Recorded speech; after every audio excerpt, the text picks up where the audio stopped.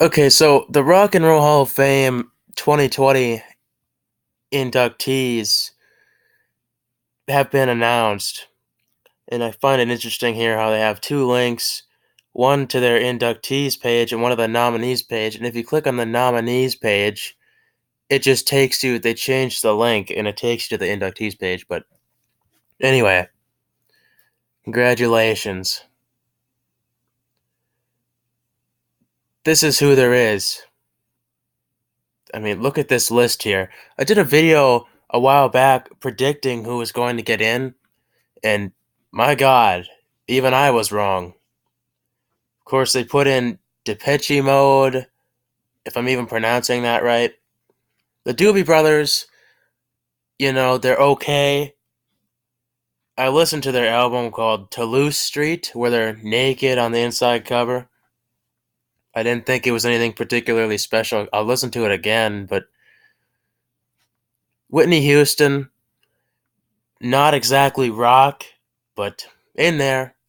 Nine Inch Nails, I don't see what's so special about them. Notorious Big, of course, is a dead rapper, which I said before. And that's been a kind of a lot of what people are saying is why are they putting rap and stuff into there? Makes no sense. Maybe that was like a last resort because they didn't want to put they didn't want to put Todd Rundgren in, so they chose the rapper. T Rex, people are happy about that, it seems, despite the fact that in the US, at least, they were a one hit wonder. They only had one song, which of course is Bang a Gong, Get It On. That's the only song you ever hear get airplay from them because it was basically the only hit they had. Yet they're in. Apparently, in order to qualify for this, keep in mind this is in the US. The Hall is in the US. You only have to have one hit. You could be a one hit wonder, or you could have no hits at all. As I might have said before, there's a band in the Hall of Fame called the Velvet Underground. They were, I think, you know what, let me look it up really quick here. I think they were like a late 60s. Yeah, years active, 64 to 73. So 60s to early 70s, like underground kind of rock band. They were inducted, and they had basically zero commercial success. Nobody bought their singles or their albums. They never had a hit, yet they're in. Isn't that something? I'm going to look up their page here just to make sure I'm not giving you false information about them not having a hit. They put out 5 albums, it looks like, in that time. Okay, their highest selling album went to number 129 in the US, which, of course, that the lower the number, the more copies it sold, basically. Okay, it went platinum in the UK. So they had they sold some copies in the UK, but again, the rock halls in the US, and they had 4 of their albums that managed, well, 3 managed to make our chart. One missed it, but kind of bubbled under, I guess, at number 202, and their last one failed completely. 2 live albums, one bubbled under, one made number 180 and 93. Okay. Compilations, they had a compilation in 85 that somehow got to number 85, released in 85, okay?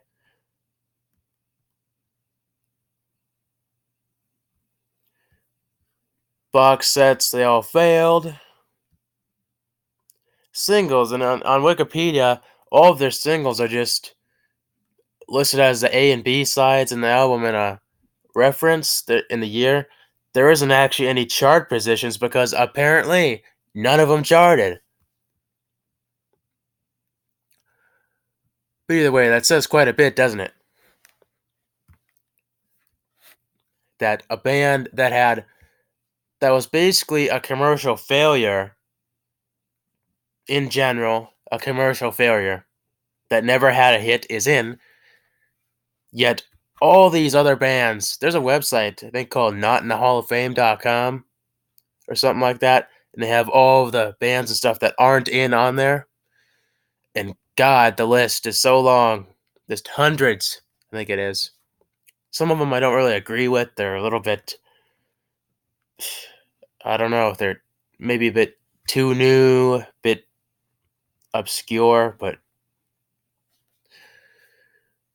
I mean, I could go on all day about bands that aren't in there.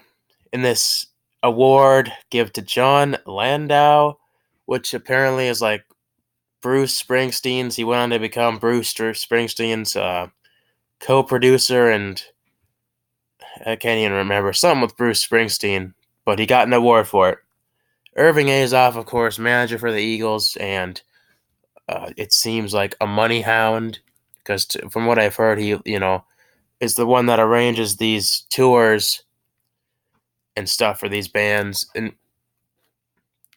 one can assume that after the Eagles, after Don Henley had said in the Eagles that they were done, one can assume that he was the one that offered to him, hey, if you find some people and you do a tour, you get back together and you do a tour, this is how much money you could make.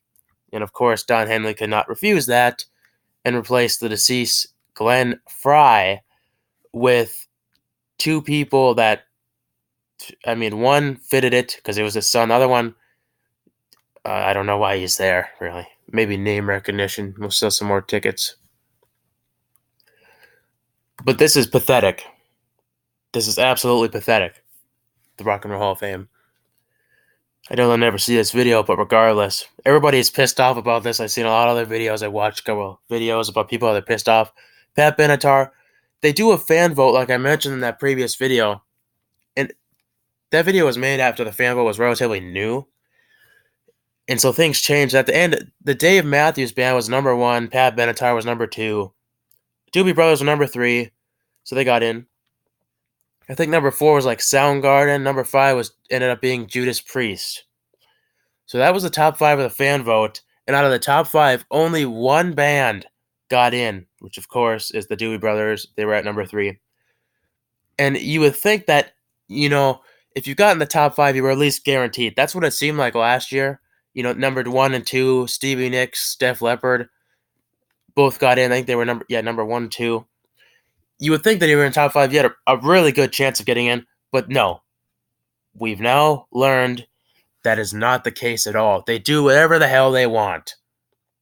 And I've heard that if you're number 1 place in the fan vote, you get like 1 real vote when they, the hall themselves, the committee or whatever, votes, you get 1 real vote, which, as I saw somebody say, 1 real vote when there's, like a 900 votes total, or maybe around like 1,000 I've seen before, or maybe 1,100 votes, over 1,100. It don't matter. The fan vote, we found out now that the fan vote does not matter whatsoever, and they do whatever they want in the end. The hall does whatever they want. They put in whoever they want. They basically do the fan vote just to give people the feeling that they have a say in the matter. The general public. And I voted. I voted a couple of times. Rufus was nominated with Chaka Khan. That lady can sure sing. Not in.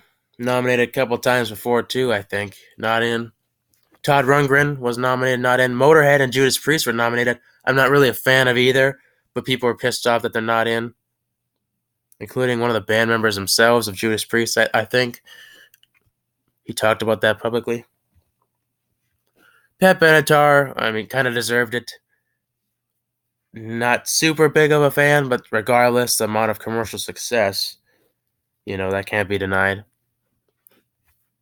So, there you go. And if you want me to talk about some people that, they're going to broadcast it live or something. But regardless, I'm not going to watch it, and I'm not going to attend.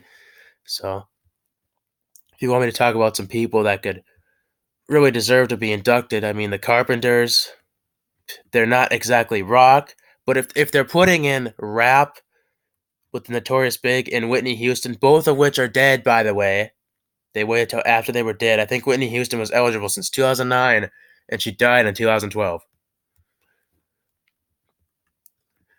But if they want to put in Whitney Houston, they can put in the Carpenters. If they want to put in the Doobie Brothers, they can put in Dr. Hook. I mean, I can go on all day. Dr. Hook, Three Dog Night, The Guess Who. Do I have to say much more? Bread? I don't think Bread is in there. And they had constant hits basically throughout their entire career. Bread, David Gates. Man, it's just this hall, as people are saying now, it's more of an honor, or it's more important who's not in the hall than who's in. That's what this has become. The fan vote's a joke. The people who aren't in are more important than who are in. And in the end, why bother? Really? I mean, why bother if this is how it's going to be? If they're going to choose people like this, why even bother? It's just God. I mean, can it become more crooked? Really?